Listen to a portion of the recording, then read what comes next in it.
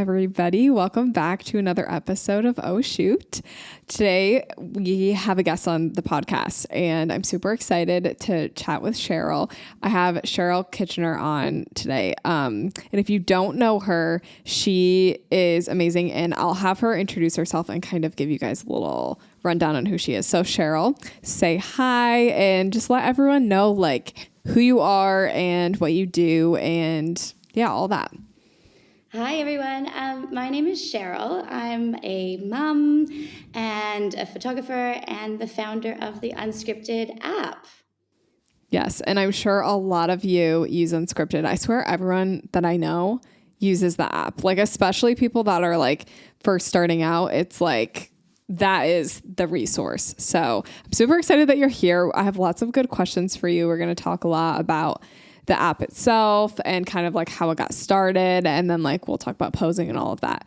So why don't you just tell me like how you started Unscripted and tell me the story of it? Cause I'm super fascinated to know like that whole side of like the background of it. I got started in entrepreneurship out of desperation. I graduated high school straight into the global financial crisis and really struggled to get a job. I just found it really discouraging. It was just a really tough time for everyone to get a job, and especially a young person just graduating high school. I hadn't been to university. So I just ended up finding myself cleaning and waitressing. And I was really desperate to get out of my small town. There wasn't a whole lot of opportunity there. So I went traveling. I found myself over in Southeast Asia for a year almost, and that was just an amazing experience. And I started teaching English over there and kind of picked up my love for photography around that time. I met a very handsome Australian man, so I followed him back to Australia. And he was from Sydney. So I found myself in Sydney, which was so exciting. I had never lived in a city before. I had hardly been to a city before. I had never been to a concert before. It was all very, very new. So I just thought, this is it. My life is finally beginning. This is just the best possible situation I could have found myself in. So I desperately tried to get a job there, and it was even harder. I was virtually a backpacker. So even just getting a waitressing job or a cleaning job was really hard. So I just found myself in entrepreneurship because I had to make it work. I was so excited to be in Australia and I wanted to stay. So I started buying and selling stuff on eBay. And that was like the genesis of my entrepreneurship story. I was just like flabbergasted that I could like make money buying and selling stuff on eBay, and I didn't have to show up and clean and waitress and all the things I had done for so long that it was just shocking to me. That was the start of my entrepreneurship journey. And then it was it's hard to explain the timing. We definitely had the iPhone, but it wasn't widely adopted. Not everyone had an iPhone. I still have like a Motorola Razr flip phone or something along those lines. Okay. But my sister came over from Canada and visited me and had an iPhone. And we were sitting on the beach and she just kept saying, let's take a photo. Let's take a photo. And I was like, okay. And we sat next to each other on the beach and she would like hold out her iPhone and try and position it in a way, because there was no forward-facing camera at the time, to take a photo. At the time, the term selfie wasn't a thing, so I can't even call it that because that wasn't what it was. It was just two sisters trying to take a photo. And I was like, this is difficult. I feel like we need a timer. We need like something to make this more easy. Why is it so hard to take a photo on your phone of yourself? So I had been kind of consuming Tim Ferriss, 4 Hour Work Week, all those sorts of authors at the time that were really prolific and talking about entrepreneurship and making your own way in the world. And I believe it was Tim Ferriss that interviewed this app developer, and he wrote this book called the 4-Hour app, which was funny because Tim Ferriss wrote the 4-Hour Work Week. I just thought it was hilarious. So I bought it and I read it, and my mind was blown. I was just like, what do you mean people are making apps for the iPhone? Like, this is amazing. And you don't really need that much technical knowledge. Looking back, I realized it was a lot harder than the book said. But at the time, I was like, I'm going to try this. I'm going to do this. So I did. I discovered like freelancer.com and all those sort of freelance websites and started connecting with different developers and graphic designers. And I actually had already had a bit of experience hiring a graphic designer overseas when I was doing the eBay stuff, because I hired, I think, an American designer on Freelancer to fix up my product photos for eBay. So I had already kind of explored that, and I was confident with that. I knew what to do and how to like ask interview questions and that sort of thing. So yeah, I found a developer, found a designer, and I had a $2,000 budget, and I was like, I really want to make this app where it has the self timer and you can take a photo after like 3 seconds, 5 seconds, 10 seconds. And so I built it, and it was really fun. I didn't think anything of it. I figured out how to publish it on the App Store, and it absolutely took off. It was at a time where there wasn't many apps on the App Store, so getting popular on the App Store wasn't as much of an issue as it is now. And the biggest coin of all, which I will credit my sister for, was I called it Selfie. And it was at a time where Kim Kardashian selfies were just becoming a thing. And it just absolutely exploded. Got millions and millions of downloads. And it wasn't properly monetized, so it didn't make any money at first. But it was just amazing to be able to reach millions of devices. I was like, this is crazy. So I put an in-app purchase in it, which was like little like makeup packs and stuff, and it was nothing compared to what we have today. This was long before Facetune, long before like the smudge tool in Lightroom. This was cutting edge for the time, guys. It was little like eyeliner stick-on stickers and stuff like that. Okay. And that was a 99-cent upgrade. And I just couldn't believe that I was making money from this app. And I had only ever waitressed and cleaned, and I never made proper money before. So to be in my early 20s making proper money and being able to travel Australia was just like, what? This is amazing. I was totally hooked. But not all things last forever, especially on the App Store. So I had a few good years, and then the forward-facing camera came out, and Facetune, and all these things, and the ride ended. But it was a great gravy train while it lasted, and I learned so much and was totally, totally hooked on the power mobile apps. That was the story of how I like made my first app. But then, I made a few more actually in that time, and they didn't work. They flopped. So I was like, okay, you know what? Maybe this isn't as easy anymore. Let's do something else. I had my first baby and fell in love with photography and videography. So I went to school for photo and video, which was just awesome. I couldn't have afforded to go to university right out of high school. So being able to do that with a young child at home, and my husband was able to support me through that. So that was just awesome. I was stoked to be able to do that. I learned so much. So I started doing little wedding videos, and it started just with like friends and then friends of friends. And the really cool part of that was I was able to shadow all these photographers with all these different styles. And I don't know what it's like now, but at the time, the videographer's job, or at least they told me this, was stay out of my way. I'm the photographer. I'm leading the show. I'm directing. You're simply behind my shoulder. I hope it's changed now. But this was like early days for videography. It wasn't super popular. It was something that people just thought to add if they had some spare money or someone in the family wanted it. We didn't have, I'm sure it's still a little bit like that, but importance was still very much on photography. But I really battled with that because I was shadowing these photographers and they were amazing at composition. They were amazing at light. They're amazing at directing their couples to stand in like great positions and just look super elegant and beautiful. But in video, a, like especially a wedding couple in a dress, like there's not a whole lot of movement that happens with that. So in a wedding video, it's really quite challenging as a videographer to get movement and to get emotion when the photographer is just spending 10 minutes getting the shot. And you only have a short portrait session, sometimes like an hour or less. So I just didn't find like I was getting any opportunity to really capture movement and make my videos interesting, really.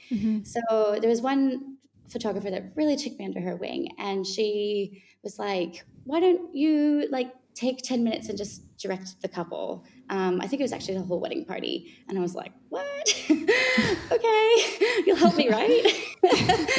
So I did. And she was like, that was amazing. I've never really thought of adding movement into my sessions before. I've been a wedding photographer for 10 years and I always do the same thing over and over and over again. So she was just so supportive and really just, helped me to realize that movement is really important in creative mediums and getting emotion. And so therefore, I'm sure you can see where this is going. My like love for posing and prompting was born. So I was like, girl, I have an idea. I like think I'm gonna go and do this idea. So the inspiration for Unscripted Posing App was born. So I went back to the same designer and same developer and built it. And I kind of just built it for her and I. I was like, we just need a really quick visual reference of different things we can get our couples to do to create movement and interest in both my video and your photo. So that was how it started. And it started with nothing. It started with like 50 couples poses. And it was, very, very simple. And I really didn't expect it to ever be seen by anyone else other than us. Okay. So that was the start of Unscripted. That's so cool. What I love about that story is you found like a gap and you found within something that you love, you found a hole that needed to be filled and you filled it. And I feel like that is like honestly the true like recipe to success, I guess, is finding the hole and finding the need and offering a solution. And also like, I think it's really interesting that you had multiple apps before. And like some of them didn't work. Like, I think that's also a really good life lesson is that like, sometimes it's not going to work and you can't really get down on that. Cause if you would have stopped after the first, like the second one wasn't a success, like you would never have Unscripted, like you would have probably never got there cause you would have been discouraged and given up. So I love that story. That's so cool. Thank you for sharing. Yeah, I think I've tried lots of things that didn't work. There was lots of other things in there as well. I think that's the story of every entrepreneur is you have to really be comfortable with failure and wasting money. And especially in my case, I didn't have very much money. So I always went into everything with like a very small budget. I was like, what am I comfortable losing on this bet? And with the eBay thing, it was like $1,000. And then with I actually think Unscripted launched with maybe a $3,000 budget. It was tiny and it was basic. It was really, really simple. But that was the most I was willing to spend on something that I didn't think was going to work. So, I find that in my team now and my friends is this desire for perfection at all costs. And I just don't think that's the way to push yourself forward. For example, this podcast, I am not going to be perfect at it, but I'm going to do it. And you have to push yourself to be a bit uncomfortable, and your first go might not be you might be super, super embarrassed by it, but you've just got to give it a crack. So I'm always encouraging people in my circles and my team and, everyone that I work with, just, it might not be perfect, but done is better than perfect. So let's just get it out there and get some feedback and reiterate. And then, like, what Unscripted is today is definitely not what I would have pictured then. So I absolutely 100% needed everyone's feedback to get it to where it is. I think we often have a little bit of this ego that we know best, and we know what people want in our photography. We know what the best way of doing something is. We know what the best client experience is. But the only way to actually, learn that is by making lots of mistakes along the way. And you can't not do those shoots, or, because you're worried that you won't create the perfect experience or the perfect photo. Yeah, it's true. It's like your business has to be adaptable. Like you just have to be able to change as you need to change. So like with your first app, like it worked for a while, but then like it didn't. And so you kind of like, I almost feel like your first app ties in really well to Unscripted in a way. It was kind of like along the same lines, you know what I mean? But you changed it and adapted it and made it different. And I think like even with, like you were saying, when you would do video versus photography, like someone had been doing the same poses for like 10 years. But like once you go and you're able to adapt and change your business in order to make your customers happy, like your clients happy, like that's a really good mindset to be in. Like just willing to change, willing to adapt. I literally always try to think that with my business, because I feel like I get kind of butthurt a little bit if someone gives me like feedback and it's not like the perfect feedback that I want. Sometimes I take it personally, but I don't really do it anymore. But I used to be really bad about taking things personally. So yeah, I think that's just a good lesson. It's just like being willing to take feedback, be adaptable, be willing to change. Absolutely. I 100% believe in that. Yeah. Okay. So if someone listening wants to follow like a similar path as you, let's say like app development or just like entrepreneurship in general, what is some advice that you would give them, or like things that you've learned? Yeah, I think self-educating is a really, really big one. There was no way I would have learned how to build an app if I went to university for anything other than like app or web development, which I did not have the grades to do. So that was never going to be my path. And even now, like as someone in the app industry, it is moving incredibly fast. I have to consume so many different podcasts, so many different YouTube channels. I'm on Twitter, which I never wanted to be on Twitter. I'm not personally like, I don't post on Twitter, but I follow people on Twitter because like app developers are on Twitter. And I learn so much through them, and I have to be active. I have to know what's happening. Every single software update brings new challenges, and I need to know what's happening before it happens. So I think a big part of entrepreneurship is just being obsessed with the industry that you're in and consuming everything you can. I've got 3 kids, so finding opportunity is really hard to self-educate, but anytime I'm driving without them, I'm listening to a podcast. If I'm folding laundry, I'm listening to a podcast.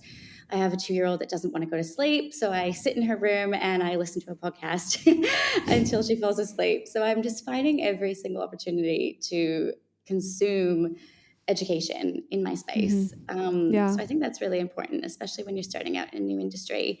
And there's such amazing resources out there for entrepreneurs and photographers especially. So it's not hard to find.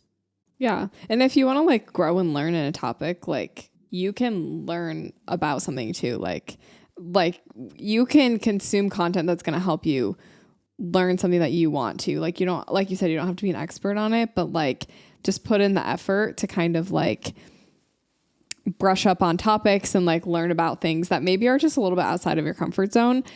But ultimately, I do feel like that helps you in the long run. Even if it's not necessarily like business oriented, I think just being willing to like take your mind outside of the box that you put it in and just like think about different avenues. Like for me, thinking about like merch and clothing was not really something that I thought even related to my business, but I just like learned about it because I was interested in it. And then I was able to start like creating different designs and like launching different products. So I think if you can just like you said, educate yourself, just be willing to put in the time, because it does take time. You have to be willing to put in the time and the energy. But it does pay off, like if you are learning about the right thing. So yeah, Totally. I like that. So if you could go back in your whole journey that you just talked about, and if you could redo anything, is there anything that you would redo or something that you regret or anything like that? Oh, yeah, so many things, but I think that's life in general is all those bumps along the way, really. You learn from them, and I wouldn't be where I am now without those real bad mistakes. Yeah. So yeah, I wouldn't do them differently. I definitely wish they didn't happen. I could learn in a different way, but at the same time, yeah, you have to be comfortable with making mistakes. You have to be comfortable with embarrassing yourself. I find that in photography, especially like dealing with the public is really difficult. And sometimes you say the wrong thing. Sometimes you say the totally wrong thing at the wrong time. And you're in these intimate moments, especially at a wedding. And I've definitely said some things to like bridal parties or something that I'm like, oh, wow, what did I just, oh gosh, what did I just say? Yeah. So not only in business, but in just like dealing with the general public, we're always making mistakes and always learning. And yeah, I wouldn't take any of it back. It's definitely paved the way for where I'm at now. And I'm definitely doomed to make many more mistakes, but that's just part of it for sure. I think, like back to your question of like how to start an app, I definitely get asked that all the time, and I wish I had a better answer for that. But in my case, I definitely would have done it differently if I knew what I know now. It's a lot easier if you know what design program to use, and you know what kind of developer to hire, and you know what sort of software you're building for. For example, with Unscripted, it was a mobile app for really long time. We only just launched a web platform 6 months ago. So that's just a perfect example of, gosh, I wish I kind of knew what it was going to be today, because I would have built it entirely differently if I knew it was going to be a web platform. So it's been really hard to rebuild all the technology to be cross-platform and be able to support so many users. So yeah, I would have definitely done it differently if I knew, but how could I have known? So yeah, I think it's important to think about that in your business is, where do I actually want to take this? What is like the crazy dream? What would that look like? What would I need to prepare for now? And I am definitely not someone that strives for perfection. I just strive to get things done. And with that comes the issue is I don't always think super far ahead. So when I was making Unscripted, I didn't think, I didn't have that crazy dream. So I guess my advice is to have that crazy dream. Think about every possible scenario and make sure you've built a foundation for that. Yeah. Yeah, that's good advice. I feel like it's kind of discouraged nowadays, but I really feel like being kind of like a dreamer and like just having these really big goals for yourself, although they might not be realistic or maybe they don't even happen, but it's almost just like having that idea and like doing small little action steps to get you there. I think it's just really healthy. Like if you're always just being content, staying stagnant where you are and not wanting to like continue to dream about like what's next, I think that's kind of like not a great place to be in. I feel like you did have a big dream though with your app, but you know what I mean? Like, I feel like even if you're just like a photographer, like if you want to get into like, let's say travel photography, but right now you're only shooting locally and just like you only have a few sessions here and there, like don't be afraid to dream big and dream about your future as like a travel elopement photographer or whatever, and take small, tiny action steps to help you get there. It doesn't have to be like your whole commitment for like, your whole work day, but just like doing small things help you get there and help you achieve those goals and those dreams. I feel like why not? Like you just have to dream sometimes. And I kind of feel like if you don't, then it's like, man, you wouldn't have imagined that it happened, like you're saying. Totally. Yeah. I think create a really unrealistic dream and strive for that for sure. 'Cause even if you don't reach it, you're still going to be better than, planning for a smaller dream. Right. So I'm a big fan of that for sure. Yes. Yeah. We're big dreamers over here. Okay. So I want to talk to you about posing because you literally have an app about posing. The app is more prompting, correct? Not so much posing, but prompting, like getting movement. Wow. Yeah. Right. You go. Yeah. Okay. Just I brushed up on my vocab words before we came on the podcast. Well done. Yeah. Just wanted to make sure. Always have to explain what prompting is and the difference between posing. And I don't want to say that my description is the only description, but the way that I learned it from watching all these photographers was posing is very directional. It's very much about configuring your clients in an appeasing way where they are, well lit, the composition is good, there's no tree branch coming out of their head, the light is on their faces, and they look their best. To me, posing is like that configuration of people. And then if you don't actually say anything, you're just going to get this awkward, stiff, posed client. So that's where prompting comes in. And that's what I just really am obsessed with. Prompting is what you say to bring in movement and bring in emotion and bring in the play.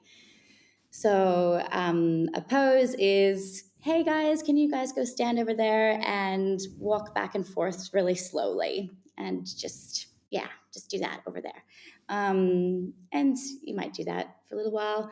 And then prompting is, all right, I want you to kiss from the top of your partner's head all the way down to their neck. And now I want you to do it again, but quicker. And this time blow in her ear, something like that. And what do you think is going to be the difference between those two sets of directions? One is going to be full of laughter and intimate moments, and you're going to get a large variety of shots. And then the first one, if they're just walking back and forth, you might get one or two shots from that. So for me, as a videographer, I was just desperate for movement and like variety in my footage. So I wanted emotion, I wanted lots of movement. And then walking back and forth was just not enough movement. I needed them to be doing different things, getting close together, getting far apart, just bringing in the play. My belief in prompting is real. I'm very passionate about it. You really need to bring the play, and 100% that's going to bring the client experience. If they don't remember anything else, they're going to remember the play that you did with them, how you got them to interact with each other, and they're going to remember it. I get a family photo shoot every year, and I look at those photos and I remember what we did. I remember that it was raining in one of them. I remember that like the kids didn't want to go, and like one didn't want her hair brushed.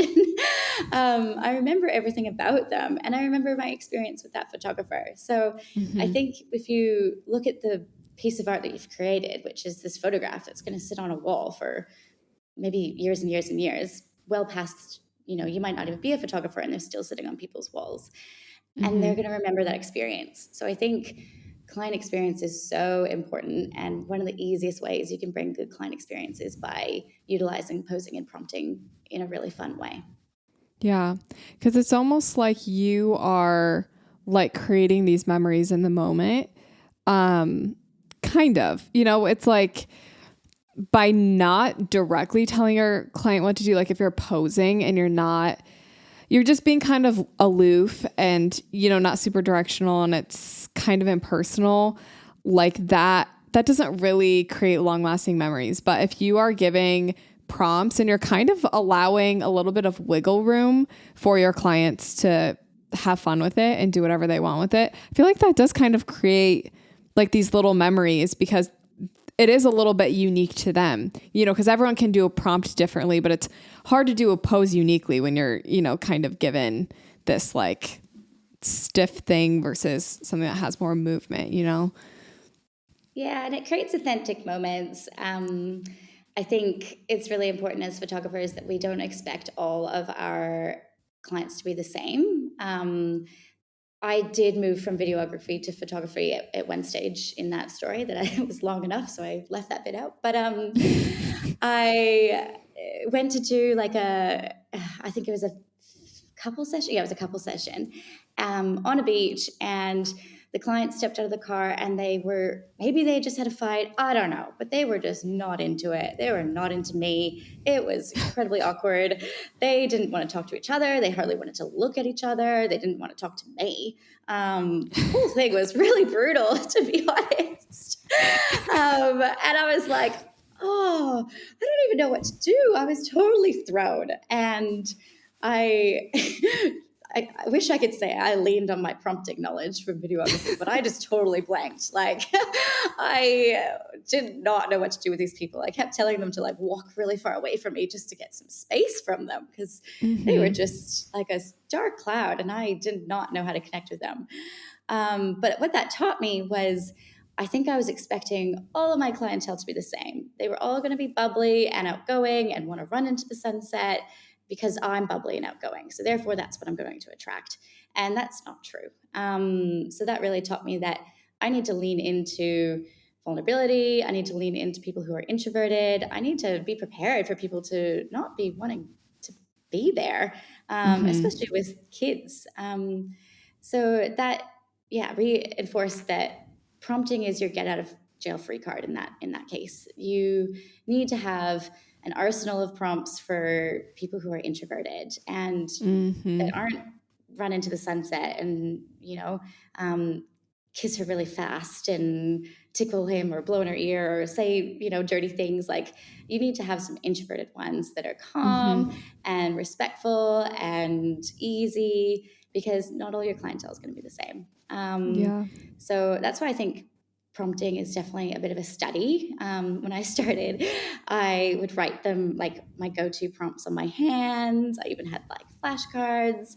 Obviously, that was, fraught with error because you'd wash your hands halfway through a wedding and your prompts were gone. So hence the need for the unscripted app. We always say, like, keep it in your pocket because you just don't know what's going to happen. And if you just need that get out of jail free moment, tell your clientele to walk really far away from you and look at it. A lot of people think they feel a little bit unprofessional if they admit that they just need a minute to look at their phone. Yeah. But we've heard so many users be empowered by actually sharing that with their clientele and looking at poses with their clientele. And then their clients get really involved in the process, and they're like, that is so cool. Let me look at that. I want to do that one. And then like, you as a photographer, like, oh, I didn't think you were that kind of person, but sure. Let's try it. So how you utilize prompting is up to you. And there's lots of different ways to utilize the app. But personally for me, I will show up at a session 10 to 20 minutes early and look through my saved poses and prompts. And if I haven't saved any, I'll do it then in the car. And just really familiarize myself with their questionnaire answers, like what the kids' names are. Just knowing their names and their ages is really quite a hard thing to remember, especially if there's 4 or 5 kids. So just trying to commit all those things to memory immediately before a session, and just being okay with taking a break. You can always ask your clients to go for a walk. I mean, I guess not if you're in a studio, but you can always take a break and not to feel like you're unprofessional for doing that. We as creatives need a moment to look at the light. We need to look at the scenery. There might be people where we expect it to go, and we need to pivot and rethink what our plan is. And I think clients want us to have a plan. They want us to feel like we're in control and we know what we're doing. So making sure that we have that confidence, and that's only going to come with experience and practice and many, many mistakes along the way. I've definitely tripped and my entire camera went into the sand and all sorts of horrible stories. So like, you're not going to like get it perfect right away. And you always have to adapt. And even my experience of working with that photographer who had done wedding photos for 10 years, you can always learn and you can always change it up, and you can always change your style and add new things to your shoot every time. One thing we say a lot is try and do something different every shoot. Like obviously you've got paying clients, so you've got a lot of stress to deliver. So that first 15 minutes might be quite awkward and you're just getting to know them. The middle of the shoot, like you're really getting all the content that you need, you're getting everything that they would expect. And then I always say like the last 15 minutes of shoot is for me. And I tell my clientele that. I'm like, this is for me. These might not work out, but I really want to try this composition trick or this lighting trick or this strange pose or whatever, and just be upfront with that, I think. Yeah. And, as we all know, it's going to take some time to figure out what your rhythms are in your photo Yeah. shoot. Yeah.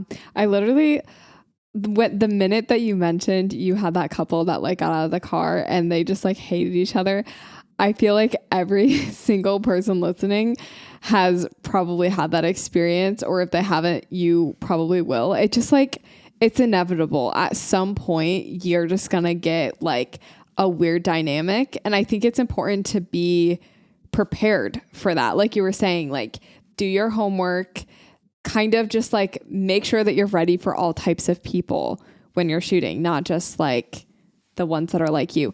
You mentioned that you have like, there's outgoing prompts and then there's like introverted prompts. What would be some like introverted prompts that you would use for someone that's like not super comfortable with like those really crazy prompts? Yeah. I often love them in a family session. And I think in family sessions, we think we need to like bring the energy and the play the whole time. But those introverted prompts really come to play in those sorts of sessions. So one of my favorite ones is like, what color eyes does mom have? Do you know how many kids don't know what color eyes their mom has? Like they are going to sit with mom and they are going to look, and you just create these really beautiful, yummy moments. Another one is like, tell your children the story of the day they were born, or like how you met dad, or like just those kind of, they create calmer, softer moments when everyone's still. So I really love those in especially a family shoot. For a couple, it might be like, and like really you need to gauge your couple, because if you said this to me and my husband, I'd be like, I'd laugh, but like list 3 things you're proud of your partner. And with these, like some people's love is really comfortable and that resonates with them so deeply, and they just love that and they sink into that. If you asked me that, I would laugh, but so Right. you really need to read your couples. I am personally much more outgoing, so I want to do funny things. But if you ask an introverted couple, like name 3 like breakfast cereals in your partner's ear in a sexy voice, they'd be like, why is she asking me this? That's ridiculous. I'm not doing that. So Yeah. you really have to read your couple, or your family or your individual. I think with like boudoir is amazing. If you have a chance to like study boudoir photographers, they are so good at like creating that intimacy and like leaning into vulnerability. So for me, I found introverted prompts and clientele really difficult. So I leaned into that. So that's just, if you find extroverted couples really difficult, study that, keep practicing that, get your weird extroverted friends and lean into that. Yeah. And so, yeah, I think that I've said this once already, but just being prepared and committing, like just give yourself a goal of 5 introverted prompts and 5 extroverted prompts before every session to memory, will just make you feel so much more empowered. And I guarantee you will go through them all and you'll need to look at your phone again. Or Yeah. the next shoot you'll be like, okay, I'm going to remember 10. Next shoot, I'm going to remember 12. And soon you won't need the unscripted app at all. And you will be a pro and you can just look back on it every few months and try and get some new ideas. But I think that takes time and it takes practice, and leaning into the fact that you don't always know what you're going to do next is totally fine. Yeah, I love that. That's super good. When it comes to someone that maybe is just starting out, and they're having a hard time posing, what advice would you give someone that is in that boat and just like is really struggling with posing? Yeah, just any like beginner tips. Yeah, well, download the Unscripted app. Commit some poses to memory. I think posing is the hardest part of photography, It really personally. is. I studied videography and photography, and I understand light and camera settings and composition. I have done workshops, so I know, the best photographers' workflow with editing and, sending out questionnaires, contracts, and invoices, and all the email templates. Like, got that stuff down pat. Posing is completely unexpected and unexpected every single time. You never know what you're going to get. So feeling uncomfortable before every shoot is really normal. And any wedding photographer I speak to that's done it for 10 years still gets nervous before a wedding. So I think you just need to become a little bit more comfortable with that uncomfortability, because it's always going to be there.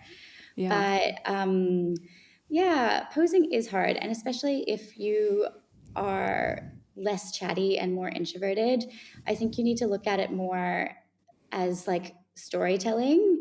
And there's some really amazing introverted photographers that talk about this, like Annie Graham talks about this, and Jai Long, and a bunch of them that are more introverted photographers and speak for more authority than me. But I think if you can look at your shoot like you are telling their story, this is not your story. It's not the photos that you want for your Instagram. It's their story. Yeah. And if they are introverted, or they are extroverted, or, whatever their story may be, you really need to showcase that to the best of your ability and take your ego out of it. So I think we can get trapped in this frenzy, like, oh, I wanted to do this, and they didn't like want to do it, and we didn't get to do this, and you get a little bit insecure. But I think at the end of the day, you need to expect to pivot during your shoot. It's not going to go to a plan. Again, just like committing some really solid prompts to memory is your get out of jail free card. I really believe Yeah. that. And just experience, lots and lots of practice. It's going to be uncomfortable. You're going to make mistakes, and you're going to learn along the way. And you might become more of a photographer that leans into composition and light.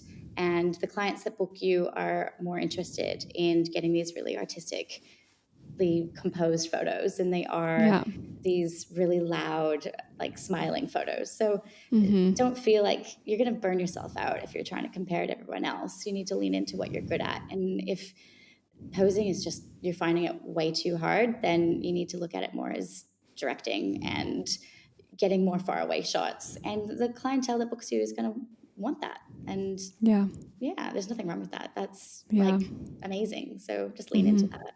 Yeah. I, while you were talking, I kind of had this like epiphany about Pinterest boards. And you know how like Pinterest boards kind of have like this bad rep, and people are like, oh, I don't want a Pinterest board sent to me because like my couples will expect me to just like recreate everything that, they see, whatever. And like, yes, I totally agree with that. Cause like for a while, I feel like I really had this attitude, like this negative attitude towards Pinterest boards. And it was like, these people are trying to control how I shoot and they don't appreciate me artistically. But recently I've been kind of appreciating the Pinterest board vibe a little bit more, because I feel like I kind of get a glimpse into their brain and what they value in a shoot, whether it's a little bit more of those artistic shots, or if they do like more of those like fun, candid, like laughing shots, or if they're into like the blurry vibe, or if they're into like more of an editorial, like serious posing, or, more of like the prompting and fun stuff. I feel like you can really see that when you ask your client to come and like put together like an idea of what they're expecting from the session. I don't necessarily think that you should maybe go and be like, hey, send me a Pinterest board. But I think if you do receive a Pinterest board, or if you're even able to like tell your couples or your families or whoever, like send photos from my Instagram to me, and like let me know which of these that you like and like why. I feel like that is kind of helpful because then you can capture your couples how they want to be captured. So it's almost like you have a good base to begin with. And let's say you've discovered that they do want more of an editorial vibe, then you can go and look at editorial poses and kind of like see what you would say to get them into that editorial mood. But it kind of has to like start with like understanding what they want first and foremost, and then going and like getting the poses that match that. Does that make sense? Yeah, absolutely. And I think you really do need to lean into that and like respect what they put together for you. Like if it's a Pinterest board or an answer on your questionnaire, one question that's in one of the unscripted questionnaires, I'm not sure which one, but it is what's like, show me one photo from my Instagram that you just absolutely love. And I think that's really useful because you're not asking them to do it Pinterest in that situation, but generally people do, and photographers want a Pinterest board or some sort of inspiration. But if you're actually looking at my work, then what is it about that photo that you love? Is it the location? Is it the light? Is it the emotion? Like, what is it? And lean in and ask more about that photo. The more I shot and the more of a like Instagram that I built up, I found that people were creating, like, you know how you can save folders on Instagram? They're creating these saved folders of my work, and saying like, I want this shot and I like that location. And I was like, oh, this is just amazing. At the time, those folders weren't shareable, so they'd send me screenshots. I think they're shareable now. But maybe, yeah, like I guess your client's always going to send you some sort of inspiration if they are really committed to the cause. So you just have to lean into that. But if you can pivot it and say, okay, cool, I think I get like the vibe that you're looking for over here. Is there anything in my work or my portfolio that you are really attracted to, and why? I think that gets the direction back to what you are actually going to do for them, what your artistic talents are. Like there's no point in them sending them a pin board of editorial stuff from New York when you live in a country town. Like it's just not going to look the same. So setting expectations is important. And I guess we can have a whole other podcast on that, but you know, your questionnaires and your contracts and the way that you communicate with your clients is all part of that. But 100%, which was your point about save some poses that maybe stretch you out of your comfort zone, because your clientele has obviously expressed that they would be interested in trying that. If it's too far out of your style, then obviously you need to maybe have that conversation with them, but don't be afraid to try new things.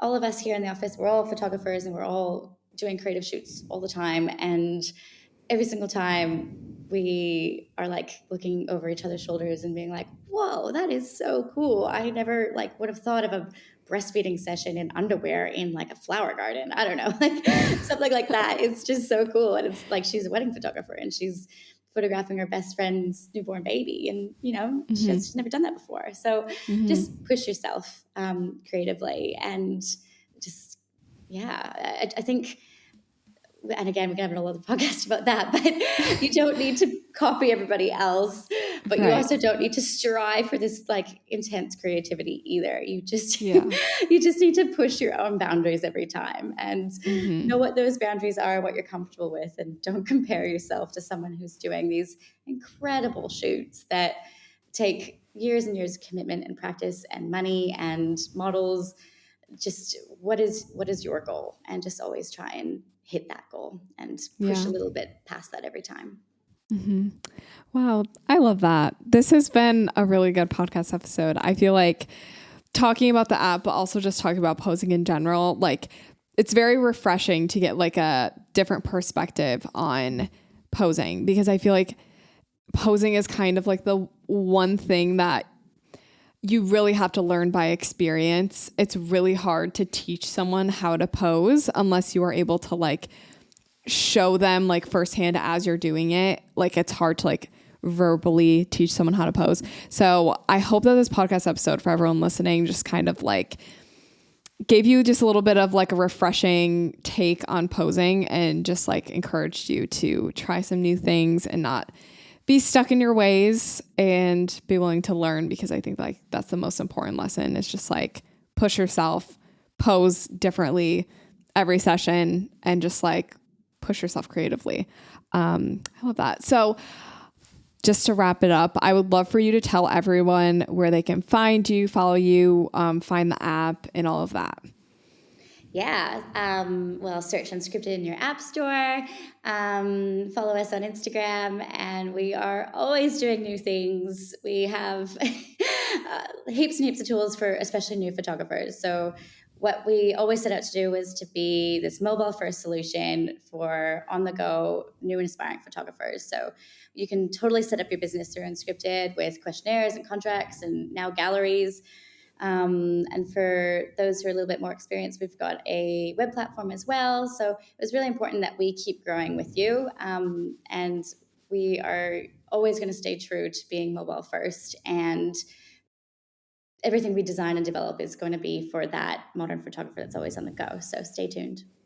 Yeah, that's very exciting. I love new things. And I love that it's just like all there for like multiple tools. Like it's just, yeah, love it. Cool. Well, Cheryl, thank you so much for being on today's episode. It was so great chatting with you. And I hope everyone listening has a great rest of their day.